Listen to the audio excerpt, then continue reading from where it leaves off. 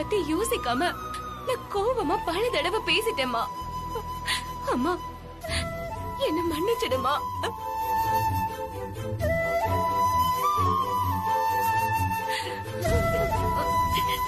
மன்னிப்பெல்லாம் எதுக்கு மயில? என் குழப்ப நியாயம்தான், கோபமும் நியாயம்தான். எனக்கு உங்களால எந்த வருத்தமும் இல்ல மயில. ஆனா நீ அதிகாரி ஆகிறதுக்கு முன்னால அவருக்கு உண்மை தெரிஞ்சிடக்கூடாது மயில. அது மட்டும் தான் என் பயம். அம்மா அத நான் பாத்துக்கிறேம்மா. நான் IPS முடிச்சு ஆபீசர் ஆகுற வரைக்கும் நான் தான் அவர் பொண்ணுங்கிறத காமிச்சுக்கவே மாட்டேமா. இது உன் மேல சத்தியம்மா.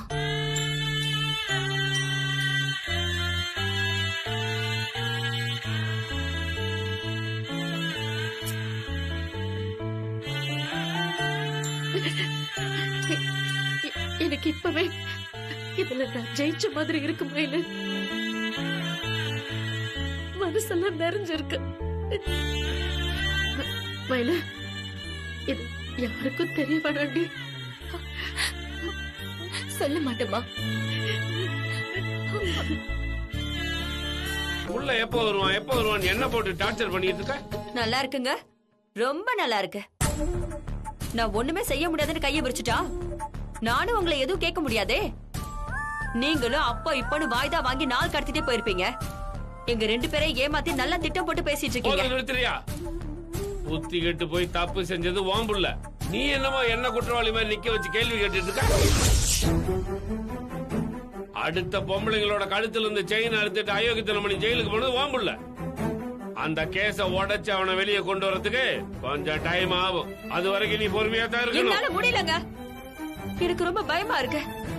என் புள்ள தெரிஞ்சோ தெரியாமலோ தப்பு பண்ணிட்டான். உங்களுக்கு பழைய வாழ்க்கையெல்லாம் ஞாபகம் வந்துருச்சு. அந்த போட்டோ வச்சு நீங்க அவங்கள எல்லாம் தேட ஆரம்பிச்சிட்டீங்க. எங்க விஷயத்துல நீங்க அலட்சியமாவும் நடந்துக்கிறீங்க. அவங்க மட்டும் கிடைச்சிட்டாங்கன்னா எங்களை தூக்கி எறியவும் நீங்க யோசிக்க மாட்டீங்கல்ல? ஆமாடி, சூழ்நிலையை புரிஞ்சுக்காம இப்படி பேசிக்கிட்டு இருந்தா கடைசியில் அதான் நடக்க போகுது.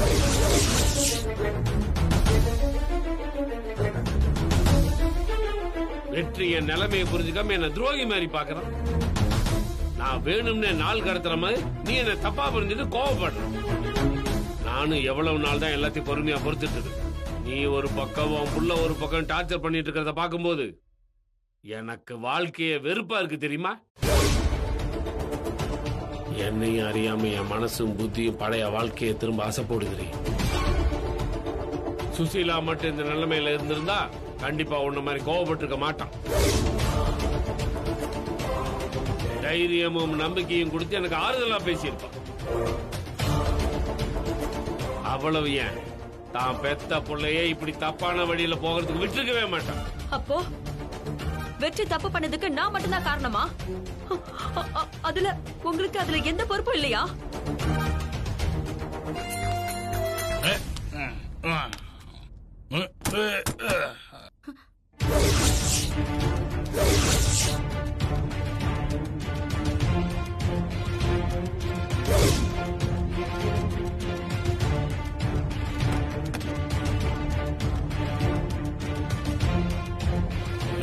மலரே, அறிவு இருக்கடி உனக்கு?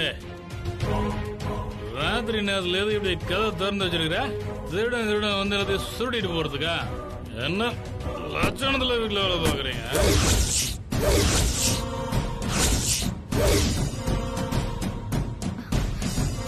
சரிங்க, நீங்க போய் கை கழுவிட்டு வாங்க, சாப்பிடலாம். எவ்வளவு நேரம் ஒரு மனுஷன் பசியோட இருப்பான்? நான் வெளியிலேயே சாப்பிட்டு வந்துட்டேன். ஏங்க, போன் பண்ணியாவது சொல்லிருக்கலாம்ல, அதுக்கேத்த மாதிரி நான் சமைச்சிருப்பேன்ல. என் ஒருத்தனுக்காக ஒரு குண்டா சோற சமைக்க போறீங்க? இத்தனோடு தானே சமைச்சிருப்பீங்க. எழுது போய் நாய் போடுறீ.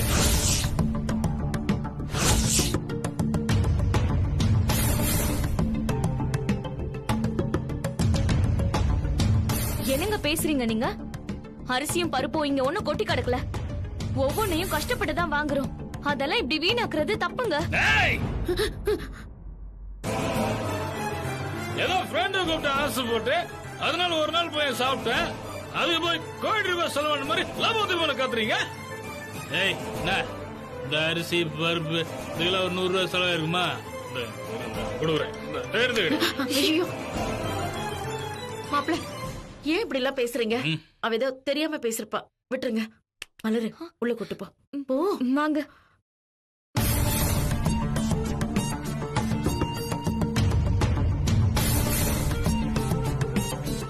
இல்லம்மா, மாமா என்ன தப்பா புரிஞ்சுக்கிட்டு பேசிட்டு இருக்காரு.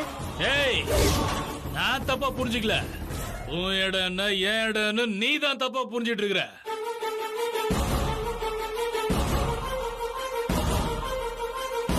ஃப்ரெண்ட் ஒருத்தன் பர்த்டே பார்ட்டி கொடுத்தான், குடிச்சேன். அதுக்கு போய் நான் என்னமோ கொலை குத்தம் பண்ணிட்டு வந்த மாதிரி குதிக்கிற. வீட்டோட மாப்பிள்ளையா இருக்கிறதால உனக்கு இலக்காரமா போயிட்டுனா என்ன மதிக்காம என்ன வேணாலும் பேசுவியா? ஏய், நான் ஒன்னும் போக்கிடம் இல்லாம உன் வீட்டுல வந்து உக்காரல, சூழ்நிலையால தான் தற்காலிகமா தங்கி இருக்கேன்.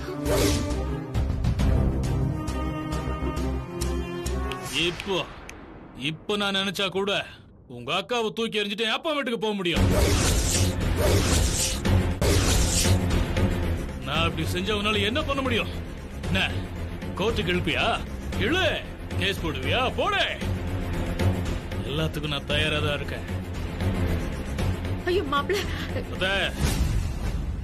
சும்மா ஒரு பேச்சுக்கு சொன்னாத்த. கல்யாணம் பண்ணிட்டு கடைசி வரைக்கும் காப்பாற்ற வேண்டியது புருஷனோட கடமை. அந்த நியாய தர்மத்தை கட்டுப்பட்டு தான் நான் இங்க வந்து தங்கி இருக்கேன். அதை புரிஞ்சுக்காம இவ இஷ்டத்துக்கு எகிறா.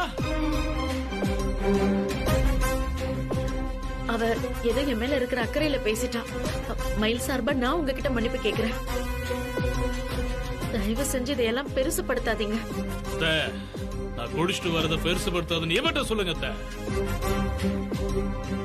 என் அம்மா கூட ஒரு நாள் இந்த மாதிரி கேள்வி கேட்டதில்ல. இவ எப்படி கேள்வி கேட்கலாம்? இன்னைக்கு வேணா நான் ஒண்ணும் இல்லாம இருக்கலாம், ஆனா நான் என்னைக்குமே நாட்ராயனோட பையன் தான். கிட்ட கை நீட்டி நின்னு கூலி வாங்கினது, வட்டி கட்ட முடியாம தலை குனிஞ்சு நின்னதெல்லாம் கொஞ்சமாவது நினைச்சு பார்க்க சொல்லுங்க. போலீஸ் ஆயிட்டங்கிற ஆணவத்துல பழசெல்லாம் மறந்துட்டு பேசிட்டு இருந்த மனுஷனா இருக்க மாட்டேன். மயிலு, வேணாம் மயிலு, விட்டுரு. இது என்னோட வாழ்க்கை பிரச்சனை. நீ ஏதாவது சொல்லி எனக்கு சிக்கல் பண்ணிடாத. அம்மா, அக்கா என்னம்மா இப்படி பேசிட்டு போகுது? அவங்க வாழ்க்கை நல்லா இருக்கணும்னு தானே நான் இவ்வளவு தூரம் துடிச்சிட்டு இருக்கேன். உன் நோக்கம் சரிதான் மயில, ஆனா உன் கோவத்தை நேரடியா காட்டி இதை சரி பண்ணிட முடியாது. அவர் என்ன இருந்தாலும் நம்ம வீட்டு மாப்பிள்ள, அதையும் தாண்டி ஒரு ஆம்பளை. ஒரு சின்ன பொண்ணு நம்மள கேள்வி கேட்கிறாளேன்னு தோணுமே தவிர நீ பேசுற நியாயம் எல்லாம் அவருக்கு புரியாதுமா. அதுவும் இல்லாம அவர் இப்ப குடிச்சிருக்காரு. இந்த மாதிரி நேரத்துல நீ என்ன பேசினாலும் எடுபடாதுமா. இத பாரு, மாப்பிள்ளைய மாத்தணும்னா நாம கொஞ்சம் பொறுமையா தான் இருந்தாகணும். இல்லம்மா, நம்ம பொறுமையா அவரு சாதகமா எடுத்துக்கிட்டு இன்னும் ஆடிட்டு இருக்காரு. அப்பப்ப யாராவது கேள்வி கேட்டாதான் நம்ம அவரை கண்ட்ரோல் பண்ண முடியும். இல்ல மயிலு, வேணாம். இது பாரு, இத பக்குவமா எடுத்து சொல்லி அவருக்கு புரிய வைக்கலாம். குடும்பத்தை பத்தி நினைச்சாலே உங்க மனசு தடுமாறாது. நீ சொல்றது சரிதான் மயிலு, இனிமே நான் அப்படியே செய்யறேன். அவங்க என்ன விட மாட்டாங்கன்னா அந்த ஃப்ரெண்ட்ஷிப்பையே நான் கட் பண்ணிடுறேன்.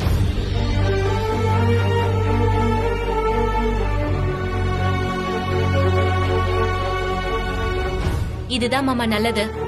வெறும் வார்த்தையா இல்லாம இதெல்லாம் உண்மையா நடக்கும்னு நான் நம்புறேன்.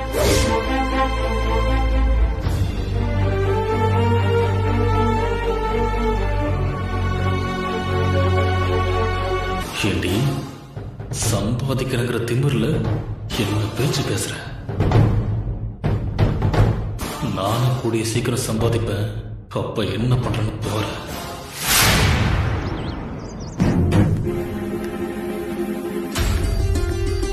வணக்கம் சார். வணக்கம் ஆண்டவரே.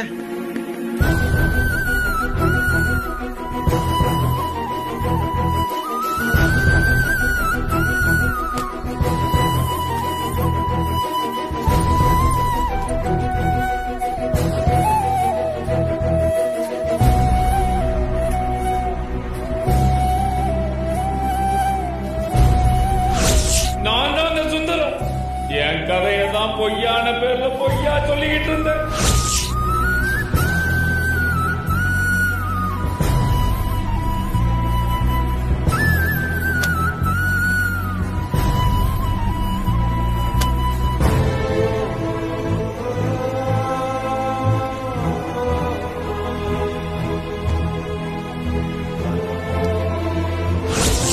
சுசீலா, சுசீலா, உங்களை பார்க்கவே இஷ்டம் இல்லைன்னு அவங்க சொல்லிட்டாங்க. அதை மீறி நான் உங்களை கூட்டிட்டு போனா அவங்க உயிரையே விட்டுருவேன்னு சொல்றாங்க.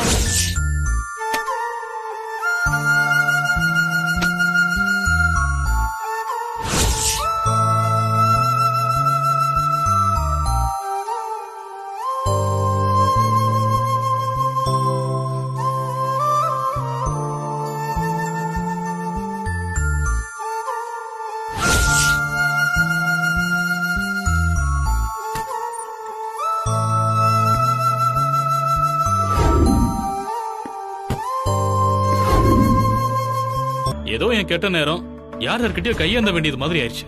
ஆனா இப்ப நான் பழைய ஃபார்முக்கு வந்துட்டேன். உனக்கு செலவுக்கு பணம் வேணும்னா என் கிட்ட கேளு. மயில் கிட்ட போய் நின்னு அசிங்க எல்லாம் படாத. அதுல என்னங்க அசிங்கம் இருக்கு? மயில் தான் தெளிவா சொன்னால, நமக்கு தேவைங்கிறப்போ அவ உதவி செஞ்சா, அவளுக்கு தேவைங்கிறப்போ நாம உதவி செய்யலாம். ஒருத்தருக்கு ஒருத்தர் கொடுத்து உதவிக்கிறதுல தப்பு இல்லங்க. அதெல்லாம் இல்ல மலரு. ஒரு குடும்பத்துல ஆம்பளையும் பொம்பளையும் சேர்ந்தே செலவு பண்ணலாம். ஆனா செலவுக்கு பணம் கொடுக்கறது ஆம்பளையா தான் இருக்கணும். அதுதான் அவனுக்கு மரியாதை. இல்லன்னு வச்சுக்க, வீட்டில் இருக்கிற பொடுசெல்லாம் கருத்து சொல்லி கடுப்பேத்த ஆரம்பிக்கும்.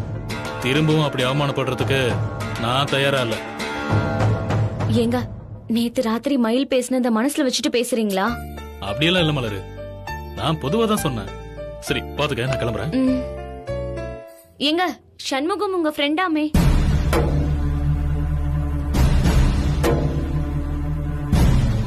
ஆமா, அவனுக்கு என்ன? அவங்க வைஃப் நேத்து வீட்டுக்கு வந்திருந்தாங்க.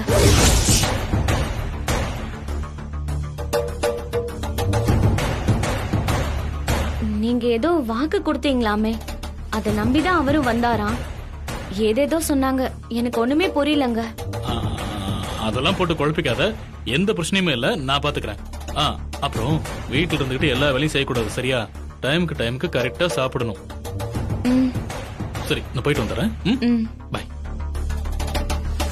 மாப்பிள்ள கிளம்பிட்டீங்களா? ஆமாத்த, ஒரு சின்ன மீட்டிங், அதான் அப்படியே வெள்ளை கிளம்பி போயிட்டு இருக்கேன். மதியம் சாப்பாட்டுக்கு வருவீங்கல்ல? சாப்பாடுல வேணாம், மீட்டிங்ல கொஞ்சம் பிஸியா இருப்பேன். அப்புறம் மலரு, அத்தைக்கிட்ட அதை கொடுத்துரு. இந்தமா. என்ன மாப்பிள்ள இது? வாங்கிக்கங்க அத்தை. நானும் இவ்வளவு இங்க தங்கி இருக்கோம், 3 வேளையும் சாப்பிடுறோம், காஃபி டீன்னு குடிக்கிறோம், நிறைய செலவு இருக்குல்ல. நாங்க உங்களுக்குன்னு தனியாவா செய்யறோம், குடும்பத்துக்குன்னு பொதுவா செய்யறது தானே. இதுக்கு போய் காசு கொடுத்து இப்படி சங்கடப்படுத்துவீங்களா? அத்தை, நீங்க அப்படியெல்லாம் சொல்லக்கூடாது. நீங்க இதை வாங்கிதான் ஆகணும். ஓசியில தங்கறதுக்கும் சாப்பிடறதுக்கும் எங்களுக்கு ஒருத்தலா இருக்குல்ல. ஏன் பொண்ணு மாப்பிள்ள தங்கறதுக்கும் சாப்பிடறதுக்கும் பணம் உங்ககிட்ட வாங்குறது எனக்கு ஒருத்தலா இருக்குல்ல. அதுவும் இல்லாம இது உங்க வீடுன்னு சொல்லிட்டேன். உங்க வீட்டுல சாப்பிடறதுக்கும் தங்கறதுக்கும் ஓசின்னு எப்படி நினைப்பீங்க?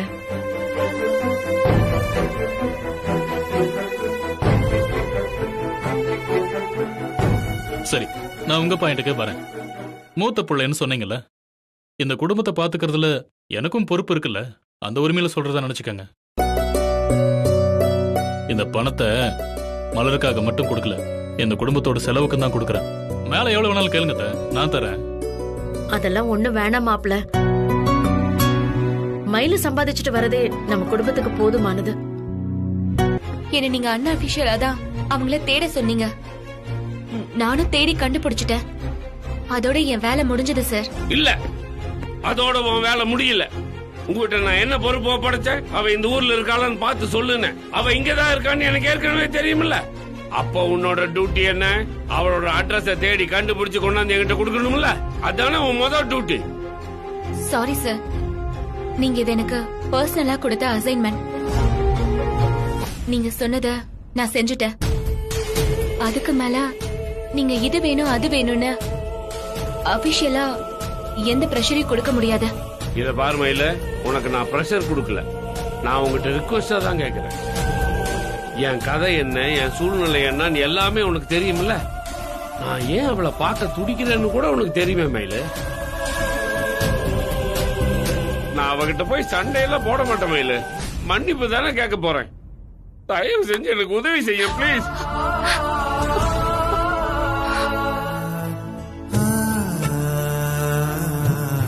என்ன மன்னிச்சிடுங்க சார்.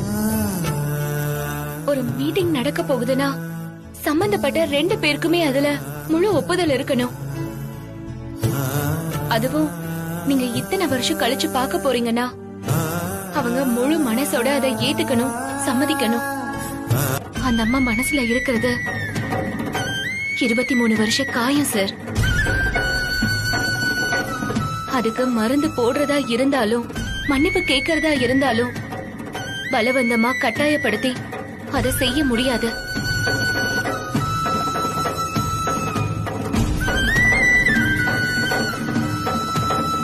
அவங்கள மனசு மாறுற வரைக்கும் நீங்க காத்துக்கிட்டு தான் இருக்கணும். அது இந்த ஜென்மத்தில் நடக்காது.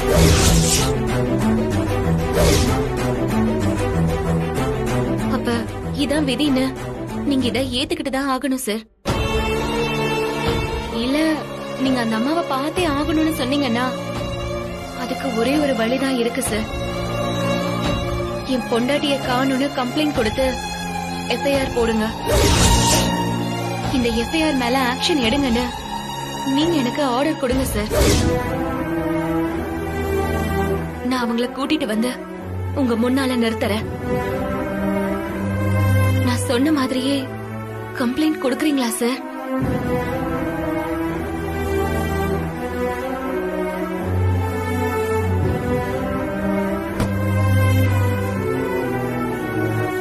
சார் அதான் முடியாதுன்னு சொல்லிட்டல, போய் வேலையை பாரு. யார் நீங்க? எதுக்கு வாசல்ல நின்னு சத்தம் போட்டுட்டு இருக்கீங்க? இவங்க 2 பேரும் என் அண்ணம்மா. அவரு என் வீட்டுக்காரரோட ஃப்ரெண்டு. அவரும் எனக்கு அண்ணன் மாதிரி தான். நேத்து நான் வந்துட்டு போனதை பத்தி கோபி என்கிட்ட சொன்னீங்களா?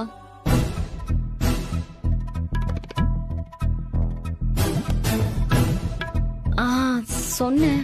அவரும் பேசுறேன்னு சொன்னாரு. எங்க பேசினா?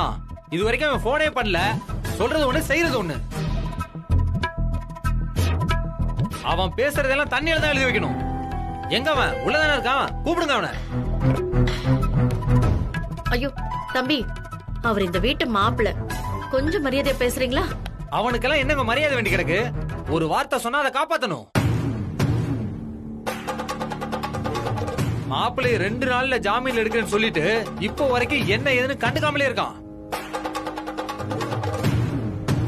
எங்க மாப்பிள்ளை எப்ப வெளியில கொண்டு வர போறான்னு இப்ப தெரிஞ்சாகணும் எனக்கு. கூப்பிடுங்க அவனை. அவரு வீட்ல இல்லங்க, இப்பதான் வெளியில போனாரு. என்ன குடும்பமா சேர்ந்துகிட்டே என் தங்கச்சி வாழ்க்கையில விளையாடுறீங்களா? எப்ப கேட்டாலும் இல்ல இல்லன்னு அதே கதையை சொல்லிட்டு இருக்கீங்க. உள்ள இருந்துகிட்டே அவன் ஆட்டம் கட்டுறானே என்கிட்ட. இப்ப நீங்க அவனை கூப்பிடுறீங்களா இல்ல நானே உள்ள நுழைஞ்சு இழுத்துட்டு வரணுங்களா? வாங்க தம்பி, வாங்க உள்ள போய் பாருங்க. மாப்பிள்ள இருந்தா இழுத்துட்டு வாங்க.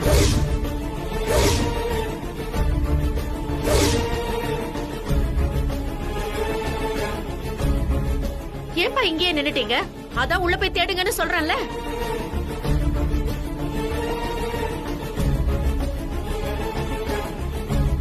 இவ்வளவு நேரம் மாப்பிள்ளை இங்க தான் இருந்தாரு. கொஞ்ச நேரத்துக்கு முன்னாடி தான் வெளியில போனாரு. அது சொன்னா எங்களை நம்பாம கோவப்படுறீங்க. இது பாருங்க, உங்களுக்கு மாப்பிள்ளைக்கு என்ன பிரச்சனைன்னு தெரியாது. அவர் இருக்கிற நேரமா வந்து பார்த்து பேசிட்டு போங்க. இப்படி இல்லாத நேரத்துல வந்து எங்க கிட்ட பிரச்சனை பண்ணா என்னங்க அர்த்தம்? எப்போ வந்தாலும் அவன் இருக்க மாட்டான். என் தங்கச்சி எல்லா இடத்துலயும் தேடி அலைஞ்சிட்டு இருக்கு. எங்க போனாலும் அவனை பிடிக்க முடியல. ஒரு பொம்பளை பிள்ளைய இப்படி அலைய விடுவான்? அவன் நல்லா இருப்பானாமா?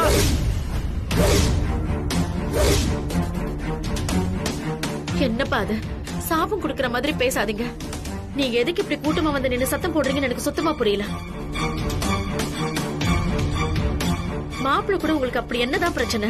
நான் நேத்தே உங்களை பார்த்து சொன்னேனேமா, 2 நாள்ல ஜாமீன்ல எடுத்துருவேன்னு சொல்லிதான் அண்ணன் என் புருஷனை கூட்டிட்டு போனாரு.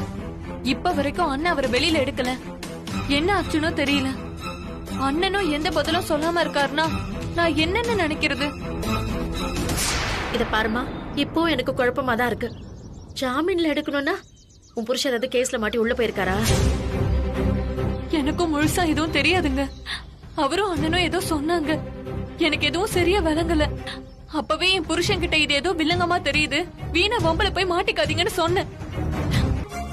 இத பாருங்கம்மா, உங்க மாப்பிள்ளையாலதான் எங்க மாப்பிள்ளை ஒரு பெரிய சிக்கல மாட்டிட்டு இருக்காரு. அவரை வெளியில கொண்டு வர வேண்டியது உங்க மாப்பிள்ளையோட பொறுப்பு தான். அதை செய்யாம அவன் ஆட்டம் காட்டிட்டு இருக்கான். எங்க பொறுமைக்கும் ஒரு எல்லை இருக்கு. அவன் இப்படியே நழுவி நழுவி போயிட்டு இருந்தானா நடக்கிறதே வேற. ஐயோ இப்படி பண்ணிட்டீங்களேன்னு பின்னாடி வருத்தப்பட்டு பிரயோஜனமே இல்ல.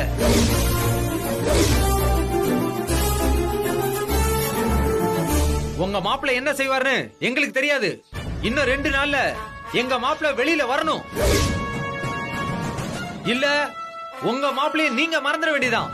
சொல்லி வைங்க அவங்கிட்ட. தம்பி, உங்க கோவம் எனக்கு புரியுது.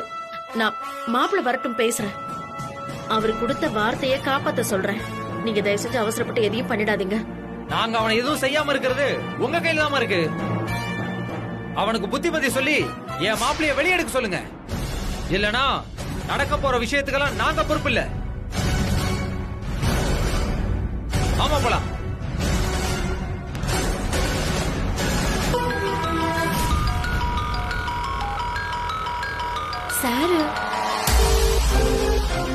சார் ஏன் இந்த நேரத்துல கூப்பிடுறாரு? சொல்லுங்க சார். மயிலு, நீ எனக்கு இன்னொரு உதவி செய்யணுமே. சொல்லுங்க சார். சுசீலா என்ன பாக்குறதுக்கு முடியாதுன்னு சொல்லிட்டால, மன்னிப்பு கேட்கறதுக்கு நேர்ல தான் பாக்கணும்னு அவசியம் இல்லையே. போன்ல பேசினா கூட போதுமே.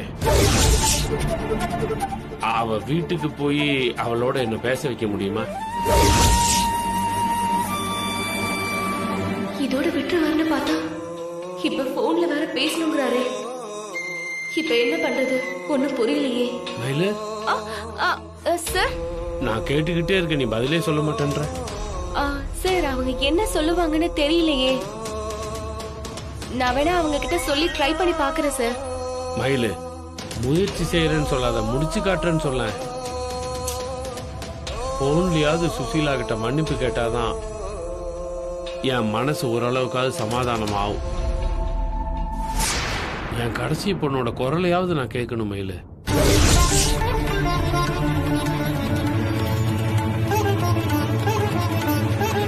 புரியுது சார்.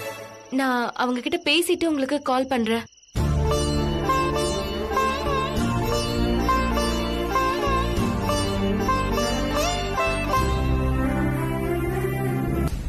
புள்ள மேல இருக்கிற பாசத்தாலதான் நான் இப்படி நடந்துக்கிறேன்னு நீங்க புரிஞ்சுக்கோங்க. முடிஞ்ச வரைக்கும் அப்படி நடக்காம நான் கவனமா இருக்கேன். என்னையும் மீறி நான் ஏதாவது சொல்லிட்டா கூட தயவு செஞ்சு நீங்க அதெல்லாம் பெருசா எடுத்துக்காதீங்க.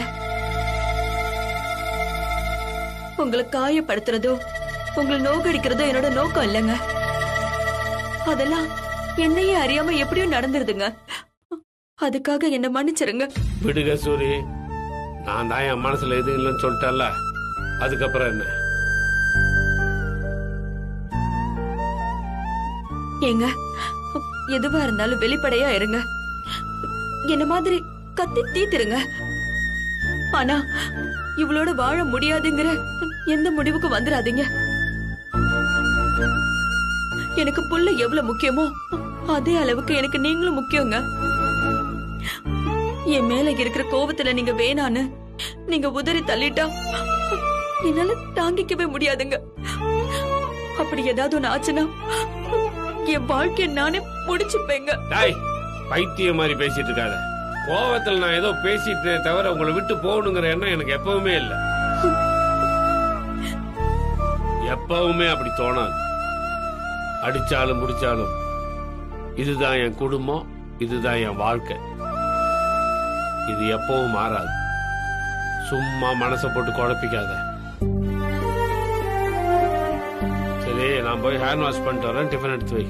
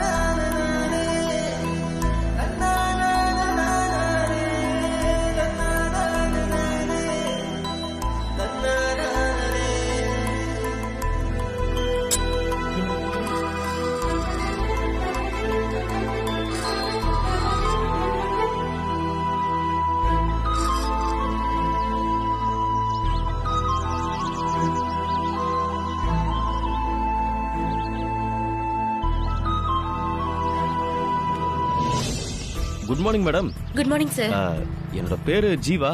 நான் உங்க வீட்டு மாடியில தான் குடியிருக்கேன். டிராவல்ஸ் கார் ஓட்டிட்டு இருக்கேன். சார் சார் என்ன சார் இதெல்லாம்? வேற என்ன மேல பண்றது? 2 நாளா உன்னை நான் பார்க்கவே முடியல. நீயும் மேல வர மாட்டேங்கிற, நான் கீழே வந்தாலும் நீ இருக்க மாட்டேங்கிற. போன் இல்ல, மெசேஜ் இல்ல. என்ன சுத்தமா மறந்துட்டியோன்னு தான் நான் உனக்கு ஞாபகப்படுத்தினேன். இல்ல சார், வேலை கொஞ்சம் அதிகம், அதான்.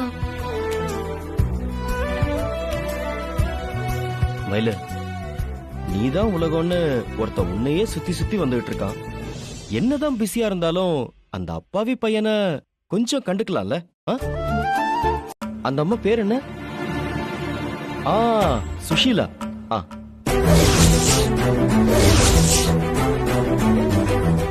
சுஷீலா அம்மா தேடுற மிஷன் என்ன மயிலாச்சு?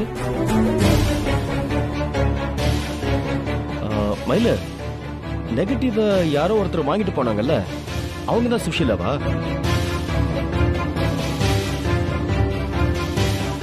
அத பத்தி தான் விசாரிக்கலான்னு பார்த்தேன். அதுக்குள்ள நீ காணாம போயிட்ட. அதுக்கப்புறம் என்ன ஆச்சுன்னே எனக்கு தெரியல. நான் தானே உன் கூட ஃபுல்லா சுத்திட்டு இருந்தேன். நீ அத பத்தி எனக்கு அப்டேட் பண்ணிருக்கணும்ல.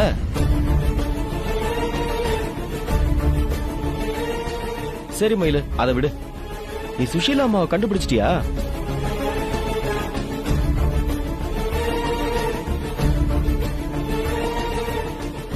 மயிலு, சுஷீலா அம்மா இருக்கிற இடம் தெரிஞ்சிருச்சான்னு கேட்டேன். இன்னும் இல்ல சார். நான் கிளம்புறேன். ஆண்டி, கடைக்கு போயிட்டு வரீங்களா? ஆமா. கிளம்பிட்டியா? ஆமாமா. சரி, பாத்து போன. சரிம்மா.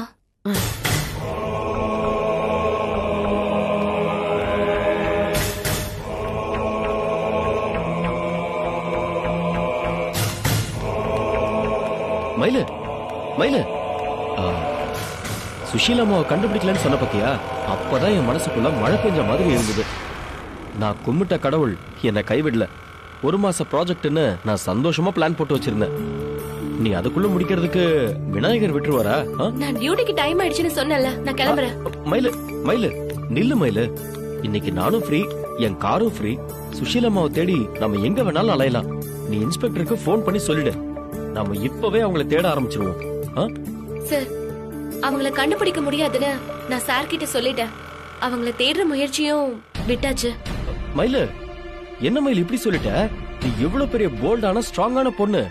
உன்னால முடியாதுன்னு இந்த உலகத்துல எதுவுமே கிடையாது. நீ போயிட்டு முடியாதுன்னு பேக் அடிக்கலாமா?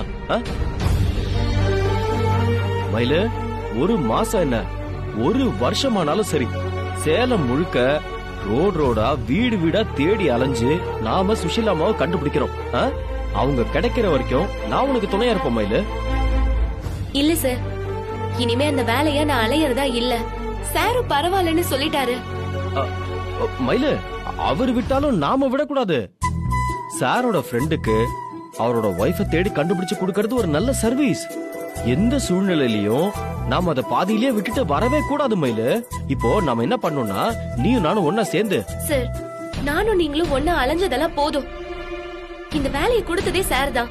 அவரே வேணான்னு சொன்னதுக்கு அப்புறம் நாம ஏன் அனாவசியமா அலையணும்? நான் கிளம்புறேன் சார்.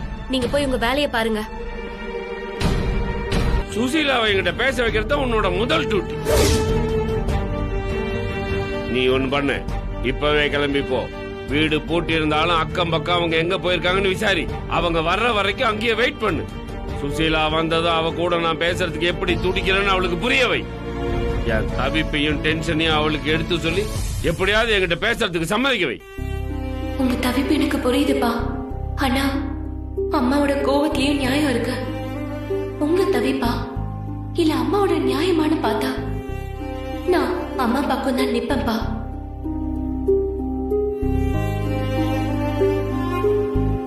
மயிலு, சார், நான் பேசுறத கவனிக்காம வேற என்ன யோசிச்சுட்டு இருக்க? அவங்க போன்ல பேசுவாங்களான்னு கூட எனக்கு தெரியல சார். நான் போய் பேசி பாக்குறேன். ஆனா அவங்க மனசை இறங்குன்னு என்னால எந்த உத்தரவாதத்தையும் கொடுக்க முடியாது சார். என் சுசீலாவோட மனசு எனக்கு தெரியும் மயிலு. எதிரி அவ முன்னாடி கஷ்டப்பட்டா கூட ஐயோ பாவன் இறக்கப்படுற சுபாவம் உடையவா. எதிரிக்காகவே இறங்குறவ எனக்கா இறங்க மாட்டாளா? என்னதான் என் மேல கோபம் இருந்தாலும் அவ என்கிட்ட பேசுவான்னு நான் நம்புறேன். அம்மாவை இவ்ளோ நல்லா புரிஞ்சு வச்சிருக்கீங்க, அப்புறம் எப்படி சார் அவங்கள விட்டு பிரிஞ்சீங்க? இப்ப என்ன சொன்ன? அம்மாவா?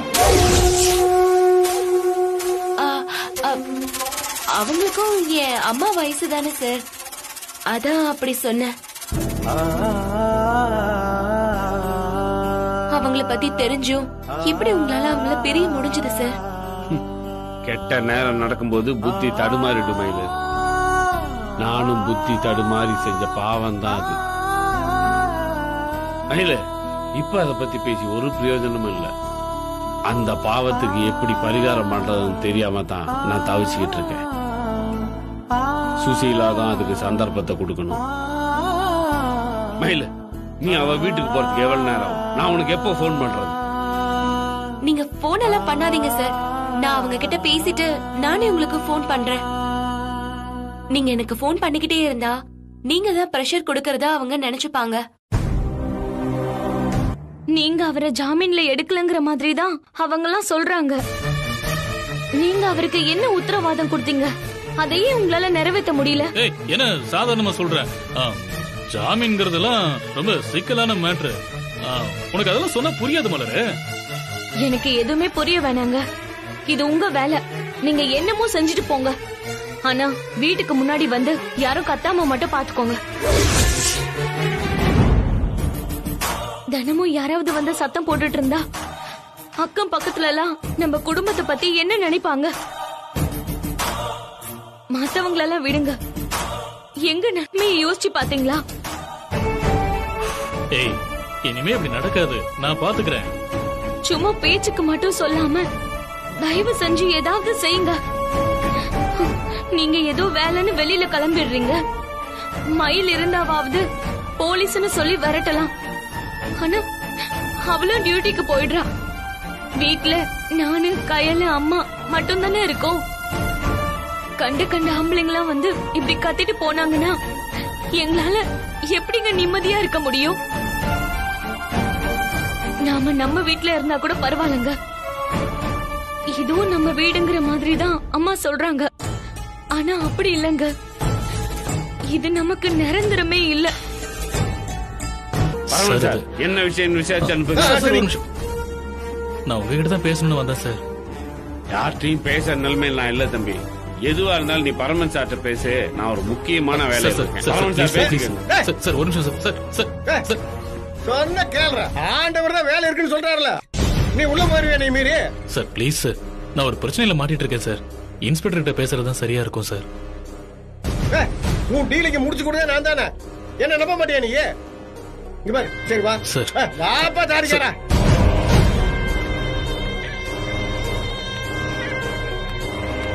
இங்க பாரு, உன் பிரச்சனை என்னன்னு இப்ப சொல்லு. சார், உங்க காரியம் முடியற வரைக்கும் போன் மேல போன் போட்டு என்ன துரத்திக்கிட்டே இருந்தீங்க. உங்க வேலை முடிஞ்சதுமே என்ன கண்டுக்கவே மாட்டேங்கிறீங்களா சார்? இங்க பாரு, கை நீட்டி அட்வான்ஸ் பண்ண வாங்குனீல்ல, நீதான் சமாளிக்கணும். அதை விட்டுட்டு இங்க வந்து புலம்பிட்டு இருக்கிற. சார், வேற ஏதாவது பிரச்சனைனா நான் சமாளிச்சிருவேன் சார். ஆனா ஜாமீன் எடுக்கிறது லீகல் மேட்டர் சார், உங்க கண்ட்ரோல்ல இருக்கிற விஷயம். அதுல நான் எதுவுமே செய்ய முடியாது சார். முதல்ல சரண்டர் ஆக சொல்லு, மத்ததெல்லாம் நாங்க பாத்துக்கிறோம்னு நீங்க தானே சார் உத்தரவாதம் கொடுத்தீங்க. ஆனா இப்ப வார்த்தையை காப்பாத்தாம தப்பிக்க பாக்குறீங்களே சார். சார், எந்த டீலா இருந்தாலும் நேர்மையா நடந்துக்கணும் சார். காரியம் முடிஞ்சதுமே கழட்டிக்கலாம்னு நினைக்கிறது ரொம்ப தப்பு சார். அட என்னப்பா திருவாத்த மாதிரி பேசிட்டே இருக்கிற? இங்க பாரு, யாருகிட்ட பேசுறேன்னு தெரியாம நீ ஓவரா பேசிட்டு இருக்க. இங்க பாரு, இது லீகல் மேட்டர்னு உனக்கு தெரியாதா? ஒரு நாள்ல முடியும், 5 நாள் முடியும். இது என்ன கிரிக்கெட் மேட்சா? இங்க பாரு, அவ்வளவு ஏன் கோர்ட்டோட டெய்லி வரவு செலவுல இருந்தாலும் எப்ப ஜாமீன் கிடைக்குன்னு எங்கனாலே கரெக்டா சொல்ல முடியாதியா?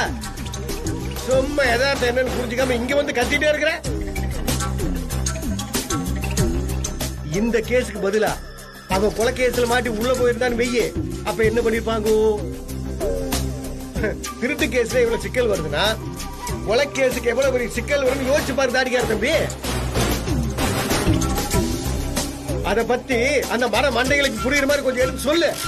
செம்ம இங்க வந்து டம்மு டும்முன்னு எகிரிட்டு இருந்த பிச்சு போடுவேன் ராஸ்கோல். சார், என் மேல ஏன் சார் பாயிருங்க? என் ஃப்ரெண்டோட குடும்பம் எனக்கு அந்த அளவுக்கு குடைச்சல் கொடுக்குறாங்க சார். அவன் வெளில வரலன்னா என் குடும்பத்தையே காலி பண்ணுவேன்னு சொல்றாங்க சார் அவங்க. நீங்க பாருங்க, உங்க இன்ஸ்பெக்டர் புள்ளையும் தப்பு பண்ணிருக்கான், என் ஃப்ரெண்டும் தப்பு பண்ணிருக்கான். தப்பே செய்யாத நாங்க ஏன் சார் நடுவுல மாட்டிக்கிட்டு சாகணும்? சார், உங்க டிபார்ட்மெண்ட் பஞ்சாயத்துல எனக்கு தெரியாது சார். அதெல்லாம் எனக்கு தேவையில்லாத விஷயம் சார். இன்னும் 2 நாள்ல என் ஃப்ரெண்டு வெளியில வரணும். அதுக்கு என்ன செய்யணுமோ செய்யுங்க. இல்ல நான் வந்து என் ஃப்ரெண்டுகிட்டே போய் பேசிடுவேன். ஏய், என்ன பேசுவ? இந்த டீல் ஒத்து வராதுன்னு சொல்லிடுவேன். வேற என்னடி பிரச்சனை? எதுக்கு இவ்வளவு சீக்கிரம் வந்துட்ட? அம்மா, இன்ஸ்பெக்டர் சுசீலா கிட்ட ச்சே, உன்கிட்ட பேசியே ஆகணும்னு துடிக்கிறாருமா. நேர்ல தான் பார்க்க முடியல, போன்லயாவது பேச சொல்லுன்னு கெஞ்சாத குறையா கேக்குறாருமா. நானும் முடிஞ்ச அளவுக்கு ஏதேதோ காரணம் சொல்லி சமாளிச்சு பாத்துட்டேன். அவரோட முடிவை என்னால மாத்த முடியலம்மா. இப்ப கூட சுசீலாவை பார்த்து பேசு, அங்க இருந்தே போன் பண்ணி கொடுன்னு சொல்லிதான் என்ன இங்க அனுப்பிச்சிருக்காரு. எனக்கு என்ன பண்றதுனே புரியலம்மா.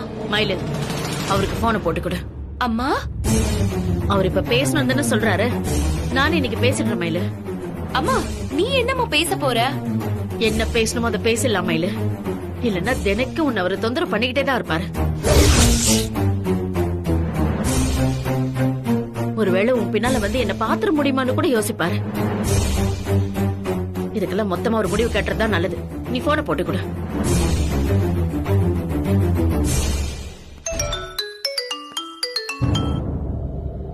மயில, என்னாச்சு மயில? சுசிலாட்ட பேசியா? அவ என்ன சொன்னா? என்கிட்ட பேசுறேன்னு சொல்லிட்டாளா? ஆமா சார், அவங்க என் பக்கத்துல தான் இருக்காங்க. நான் போனை கொடுக்கறேன், நீங்க பேசுங்க. குடு குடு குடு குடு.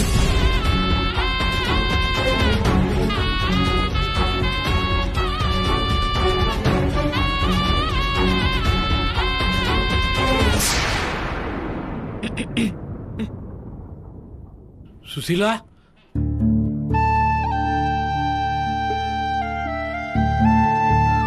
சொல்லுங்க. சுசிலா எப்படி இருக்கு சுசிலா? கேள்வியை மாத்தி கேட்டுட்டீங்க. நீயும் உன் பொண்ணுங்களும் இன்னும் உசுரோட இருக்கீங்களான்னு தானே கேட்டிருக்கணும். ஏன் சுசிலா இப்படிலாம் பேசுற? என்ன விட்டு போன உடனே ஏதாவது ஏரியிலயோ குளத்திலயோ விழுந்து செத்து இருப்பான்னு நினைச்சீங்கல்ல? இப்ப அது நடக்கலன்னு உங்களுக்கு பெரிய வருத்தமா இருக்குமே. சுசிலா, உன் 23 வருஷத்த கோபம் உன்னை இப்படிலாம் பேச வைக்குது. எனக்கு அது புரியுது. உன்னை நான் திரும்ப பார்த்தப்போ இவ எப்படி உயிரோடு இருக்கான்னு சத்தியமா நான் யோசிக்கல. 3 பொண்ணுங்களை வச்சுக்கிட்டு எப்படியோ போராடி வாழ்ந்துட்டு இருக்காளேன்னு ஆச்சரியம் தான் பட்டேன் தெரியுமா? இப்போ அதை கெடுக்கணும் தான் இத்தனை காலம் கழிச்சு கிளம்பி வந்திருக்கீங்களா? இவ்வளவு வருஷமா நானும் என் 3 பொண்ணுங்களும் எந்த தொல்லையும் இல்லாம நிம்மதியா தான் இருந்தோம். அது இப்ப பொறுக்கல. என் கூட வாழ பிடிக்காம என்ன குப்பை மாதிரி தூக்கி எறிஞ்சிங்கல்ல? இப்ப எதுக்கு என்ன பாக்கணும், என் கூட பேசணும்னு துடிக்கிறீங்க? துணை இல்லாம நான் என் 3 பொண்ணுங்களோட சந்தோஷமா வாழறது உங்க கண்ணு உறுத்துதா? அதுல மண்ணலி போடலான்னு முடிவு பண்ணிட்டீங்க. சுசிலா, இல்ல சுசிலா, அன்னைக்கு எனக்கு புத்தி சரியில்லை. ஆம்பளை பிள்ளைக்கு பதிலா பொம்பளை புள்ள பிறந்துருச்சுன்ற கோவத்துல அப்படியெல்லாம் பேசிட்டேன். உங்களுக்கு வேணான்னா தூக்கி போடுறதுக்கும் வேணும்னா வந்து பாக்குறதுக்கும் நாங்க ஒண்ணு பொம்மைங்கல்ல. உசுரு ரத்தம் சதைமான மனுஷங்க. உங்க இஷ்டத்துக்குலாம் எங்களை ஆட்டி வைக்கலாம்னு நினைக்காதீங்க.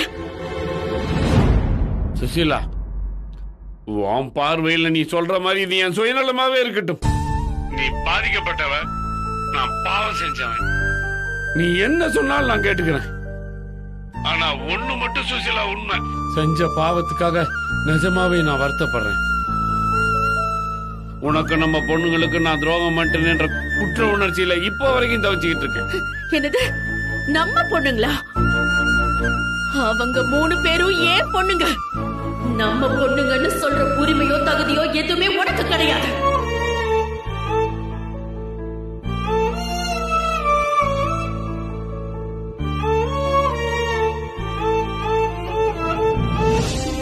உண்மைதான் சுசீலா, உங்களை சொந்தம் கொண்டாடுற உரிமையும் அதிகாரமும் எனக்கு இல்ல.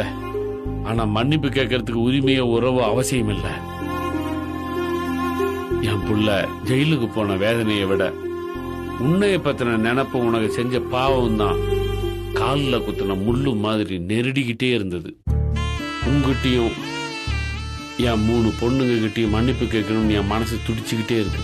மன்னிப்பு கேட்டுட்டா இது வரைக்கும் நடந்த எல்லாமே இல்லன்னு ஆயிடுமா? அப்பா அப்பான்னு இல்லாதவங்க தேடி அலைஞ்சாலே என் பொண்ணு. அவ தேடலுக்கு பதிலா அன்னைக்கு நீங்க அங்க வந்து நிப்பீங்க நான் எதிர்பார்த்தேன். ஸ்கூல்ல என் பொண்ணு சேர்க்கிறப்ப அவ அப்பா பேர் என்னன்னு கேட்டப்போ அவ யாருன்னு அடையாளம் காட்டுறதுக்கு நீங்க வந்து நிப்பீங்க நான் எதிர்பார்த்தேன்.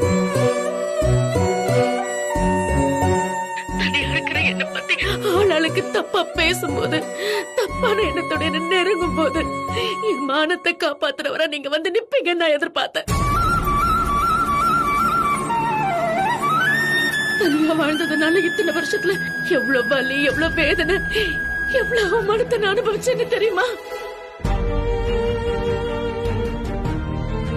என்னைக்காவது ஒரு நாள் எனக்கு புருஷனா என் பொண்ணுங்களுக்கு அப்பனா நீங்க மனசு மாறி வருவீங்கிற நம்பிக்கையில தான் அந்த எல்லா கஷ்டத்தையும் நான் தாங்கிக்கிட்டேன். நான் எதிர்பார்த்தப்பெல்லாம் வராத நீ இப்ப என்ன மூஞ்ச வச்சுட்டு எங்களை பார்க்க வர? சுசீலா, உன்னோட கோபம் ஆவேசம் எல்லாமே நியாயம்தான். ஆனா ஒரே ஒரு தடவை இல்ல, உங்களை பாக்குறதுக்கு எங்க யாருக்குமே இஷ்டம் இல்ல. உங்க ஆதரவு இல்லாம இத்தனை வருஷமா நாங்க வாழ்ந்துட்டோம். மிச்சம் இருக்கிற காலத்தையும் நாங்க இப்படியே கழிச்சிருவோம். தயவு செஞ்சு எங்களை தொந்தரவு பண்ணாதீங்க. உங்க மூச்சு காத்து கூட படக்கூடாதுன்னு தான் இவ்வளவு தூரம் தள்ளி வந்து எங்க வாழ்க்கைய ஆரம்பிச்சோம். நீங்க இங்க வந்துட்டதுனால இப்ப இந்த ஊரையே காலி பண்ணிட்டு வேற எங்கேயாவது போயிடலாமான்னு எனக்கு தோணுது. சுசீலா, வேணா சுசீலா, நான் உன்னை கெஞ்சி கேட்டுக்கிறேன், தயவு செஞ்சு அந்த முடிவு மட்டும் எடுத்துடாத. இதே ஊர்ல நாங்க இருக்கணும்னு நீ நினைச்சா எங்களை தேடுறதையோ எங்க கூட பேசணும் நீ நினைக்கிறதையோ இதோட விட்டு. இன்னொரு தடவை எங்களை தேடுறேன்னு தெரிஞ்சது அடுத்த நாளே நானும் என் பொண்ணுங்களும் இந்த ஊரை விட்டே போயிடுவோம். இல்ல சுசீலா, இனிமே நான் உன்னை தேட மாட்டேன். ஆனா ஒரே ஒரு தடவை ஒரு விஷயத்துக்கு மட்டும் நீ அனுமதி கொடுத்தா போதும். என்னோட கடைசி பொண்ணையாவது ஒரு தடவை பார்க்கணும். பக்கத்துல இருந்து பார்க்க முடியலனாலும் தூரத்துல இருந்து பார்த்தாவது அந்த பொண்ணுகிட்ட நான் மன்னிப்பு கேட்கணும். அதுக்கும் வாய்ப்பில்ல. என் கடைசி பொண்ணுக்கு எல்லா விஷயமும் தெரியும். அவளுக்கு உங்களை பாக்குறதுல விருப்பம் இல்ல.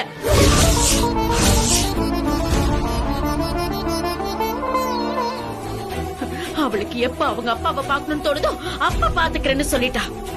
நான் மறுபடியும் சொல்றேன், இதோட எங்களை தேடுற வேலையை விட்டுடுங்க.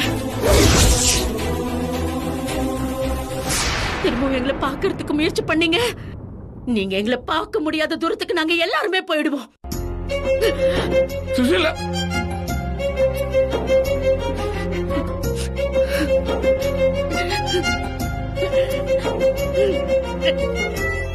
மயிலு, பேசி முடிக்கிறதுக்குள்ள சுசீலா போனை கட் பண்ணிட்டா.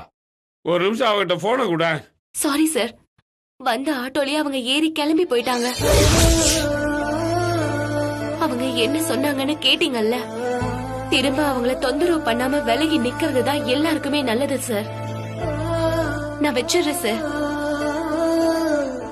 மயிலு, சார் இதெல்லாம் ரொம்ப அநியாயம் சார். உங்க பையன் சம்பந்தமான கேஸ் மட்டும் தானே போடுறேன்னு சொன்னீங்க. இப்ப ஏன் சார் ஊர்ல இருக்கிற எல்லா கேஸையும் அவன் மேல போட்டிருக்கீங்க? வேற என்னடா பண்றது? இல்ல வேற என்ன பண்றதுன்ற? எங்களுக்கு தேவைப்படும் போதெல்லாம் மத்த ஸ்டேஷன்ல சொல்லி தேவைப்படுற ஆளை இங்க வாங்கிக்குவோம். அதே மாதிரி அவங்களுக்கு ஆள் தேவைப்படும் போது நாங்களும் கொடுக்கணும்ல. போலீஸ் ஸ்டேஷனுக்குள்ள இந்த மாதிரி குடுக்கல் வாங்கலாம் ரொம்ப சகஜம்டா. சார் என்னால இதெல்லாம் ஏத்துக்க முடியாது சார். டீல் பேசுறப்ப ஒரு மாதிரி சொன்னீங்க, இப்ப வேற மாதிரி சொல்லிட்டு இருக்கீங்களே. வழியோட ஒருத்தன் சிக்கனா அவன் மேல எல்லா கேஸையும் போட்டுருவீங்களா? இதெல்லாம் கொஞ்சம் கூட நியாயமே இல்ல சார். டேய், கொலை பண்ணவனை காப்பாத்துங்கன்னு வந்து கேட்டி, அது மட்டும் நியாயமா? தவிர நமக்குள்ள இருக்கிறதே இல்லீகல் டீலிங் தான். இதுல நியாய தர்மம் எல்லாம் பார்க்க முடியாது.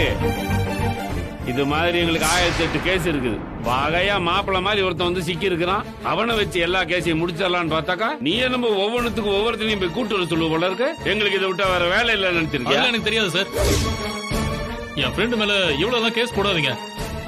டீல் பேசினப்ப என்ன சொன்னீங்களோ அதை மட்டும் போடுங்க சார். எங்க வந்து யாருக்கு ஆர்டர் போட்டுக்கிட்டு இருக்க? பெரிய மனுஷன் புள்ளங்கிற கெத்தெல்லாம் ஊருக்குள்ள வச்சுக்க. என் ஸ்டேஷன்ல வந்து எங்கிட்ட அதிகாரம் பண்ணிட்டு இருந்தா உன் மேல கேசப்பட்டு தூக்கி உள்ள போட்டுருவோம். ஜாக்கிரதை. என்ன நடந்துச்சு நீங்க வந்து குதிச்சிட்டு இருக்க? தபாரு பேசுனதுக்கு மேல ஒரு 4 கேஸ் அவன் பேர்ல எக்ஸ்ட்ரா போட்டிருக்கோம். என்னமோ உன் ஃப்ரெண்டுக்கு தூக்கு தண்டனை வாங்கி கொடுத்த மாதிரி இம்பிட்டு குதிக்கிற. போலீஸோட டீல் பேசினா கொஞ்சம் முன்ன பின்ன ஆகத்தான் செய்யும். அதெல்லாம் டீல் போடுறதுக்கு முன்னாடியே யோசிச்சிருக்கணும். பேசி முடிச்சதுக்கு அப்புறம் குத்துதே குடையுதுன்னா அதுக்கு நாங்க பொறுப்பு இல்ல. சார், அந்த அம்மா என்ன சொன்னாங்க? நீயும் பக்கத்துல தானே இருந்த. தனியா பேசட்டும்னு நான் கொஞ்சம் தள்ளி தான் சார் நின்னுட்டு இருந்தேன். சுசீலாவுக்கு என் மேல இருக்கிறது 23 வருஷத்து கோவம் மொத்தத்தையும் கொட்டி தீத்துட்டா. அத நான் எதிர்பார்த்ததுதான். ஆனா இனிமே என்னை பார்க்கவோ பேசவோ முயற்சியே செய்யக்கூடாதுன்னு சொல்லிட்டா. அதுதான் ரொம்ப கஷ்டமா இருக்குது. 20 வருஷ கோவம்னு நீங்களே சொல்றீங்க. அது ஒரே நாள்ல தீந்துராதே சார். இவ்வளவு காலமா நீங்க அவங்கள கண்டுக்கவே இல்ல. அவங்க இருக்காங்களா செத்தாங்களான்னு கூட உங்களுக்கு தெரியாது.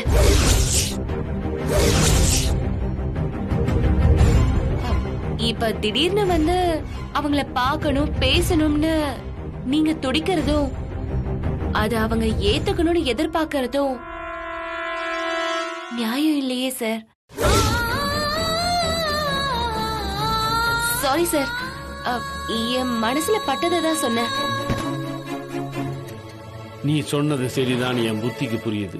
ஆனா மனசுதான் ஏத்துக்க மாட்டேங்குது. அவளை பார்க்க ஒரு சந்தர்ப்பம் கிடைச்சிடாதா? அவ கோவத்தை எங்கிட்ட கொட்டி தீத்த மாதிரி நானும் என் குற்ற உணர்வு அவகிட்ட கொட்டி தீத்த மாட்டான்னு மனசு கிடந்து தவிக்குது. புருஷன் பொண்டாட்டிக்கு துரோகம் பண்றதும் விரட்டி விடுறதும் எங்கேயும் நடக்காதது இல்ல. ஆனா எந்த அப்பனும் பிறந்த குழந்தைய கொலை பண்ண சொல்ற மாபாதகத்தை செய்யவே மாட்டான். என் வாழ்க்கையில சந்தோஷம் நிம்மதி தூக்கம்னு எதுவும் இருக்காது மயிலு.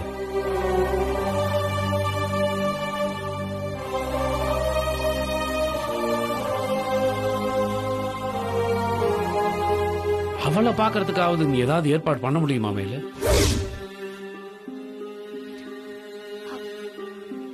அந்த பொண்ணுக்கும் உங்களை பார்க்க இஷ்டம் இல்லைன்னு சொன்னாங்களா சார்?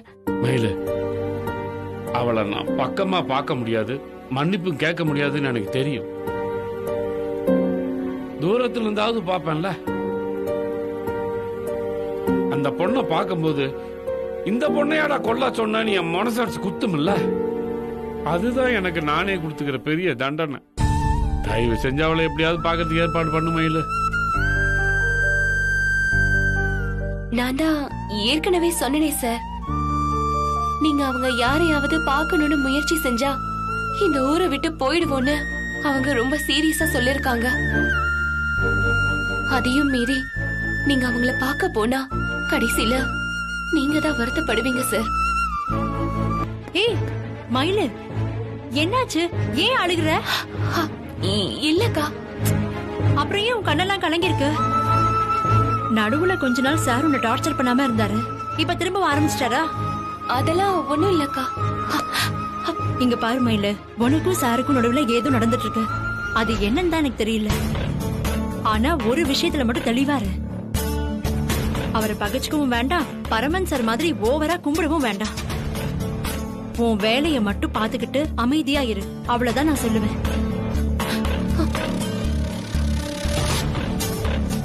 சரி அழுகாத, கண்ணத்தோட.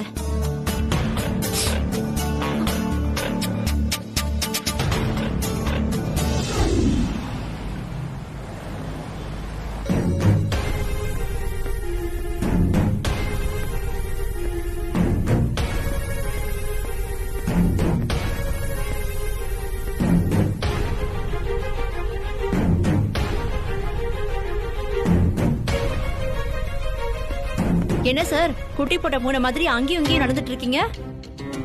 குட்டி போட்ட பூனை எப்படி நடக்குன்னு நீ பாத்திருக்கியா? இல்ல சார். அப்புறம் எப்படி அதையும் இதையும் நீ கம்பேர் பண்ற? ஆ? எல்லாரும் சொல்றாங்க சும்மா அடிச்சுட வேண்டியதானா? ஐயோ சாரி சார், கேட்டது தப்புதான், என்ன மன்னிச்சிருங்க. தலையமணி ஒரு நிமிஷம். யோ, நீ கொஞ்சம் உள்ள இருக்கியா? சார். சார் நானும். யோ, நீ போகாதியா, நெல்லியா? Okay sir. கொஞ்ச நாளாவே என் மூளைக்குள்ள ஒரு பல்ப் எரிஞ்சிட்டு இருக்கு. ஐயோ பரமன் சார், ஏதாவது பெரிய பிரச்சனையா இருக்க போகுது. ஒரு நல்ல டாக்டரா பாத்துருங்களேன். இங்க பாரு, கிண்டல் பண்ணாம நான் சொல்றது கேளு. நீ கவனிக்கிறியா இல்லையான்னு தெரியல, ஆனா ஆண்டவரையும் மயிலையும் நான் கவனிச்சுட்டு தான் இருக்கேன். அவங்க 2 பேரும் முன்ன மாதிரி இல்ல. ஒரு பொண்ணு சிரிச்சு சிரிச்சு பேசினா, வாட போடன்னு க்ளோஸா பேசினா, வேற நம்பர்ல இருந்து பேசினா உடனே காதல்னு முடிவு பண்ணிடுவீங்களா? வாயை திறந்து சொல்லாத வரைக்கும் நீங்களே ஏதாவது கற்பனை பண்ணிக்கிட்டா அதுக்கு நாங்க எப்படி சார் பொறுப்பாக முடியும்? சரி, ஓகே கயல். எனக்கு உங்க மேல எல்லாம் காதல் இல்ல, நம்ம ஃப்ரெண்ட்ஸா தான் இருப்போம்னு சொல்லிட்டு நீ அவன்கிட்ட சொல்ல வேண்டியதானே? அதை விட்டுட்டு ஏன் அவனை டோட்டலா அவாய்ட் பண்ற? இல்லனா விட மாட்டேங்கிறாங்க சார். முதல்ல ரெக்வஸ்ட் கொடுத்து உள்ள வராங்க, குட் மார்னிங்னு ஆரம்பிக்கிறாங்க, 2 வீடியோக்கு லைக்கும் ஹார்ட்டும் போடுறானுங்க, அடுத்த நாளே ஐ லவ் யூன்னு சொல்லிடுறானுங்க. ஃப்ரெண்டாவே இருப்போம்னு சொன்னா சோகமான இமோஜி போட்டுட்டு உன் மனசு மாற ஐம் வெயிட்டிங்னு ஸ்டேட்டஸ் போடுறானுங்க சார். அவனுங்க பண்ண டார்ச்சராலேயே எனக்கு லவ் மேல சுத்தமா நம்பிக்கையே போயிடுச்சு. கயல், எல்லாருமே அதே மாதிரி இருக்க மாட்டாங்கல்ல. உண்மையா லவ் பண்றவங்களும் சில பேர் இருக்காங்க. நான் ஒத்துக்கிறேன் சார், அதுக்கு நீங்களே பெரிய உதாரணமா இருக்கீங்க. உங்க லவ்வுக்காக சொத்து சொந்தம்னு எல்லாத்தையும் விட்டுட்டு இங்க வந்து இருக்கீங்க. ஆனா பதிலுக்கு உங்களுக்கு என்ன கிடைச்சது? அவ ஒரு நாளாவது உங்க காதல மதிச்சாளா? இப்ப வரைக்கும் அவகிட்ட கெஞ்சிக்கிட்டு தானே இருக்கீங்க. கயல், என்னைக்காவது ஒரு நாள் மயில் என் காதல ஏத்துப்பான்னு எனக்கு நம்பிக்கை இருக்கு. சார், அதுக்குள்ள நீங்க அங்கிள் ஆயிடுவீங்க.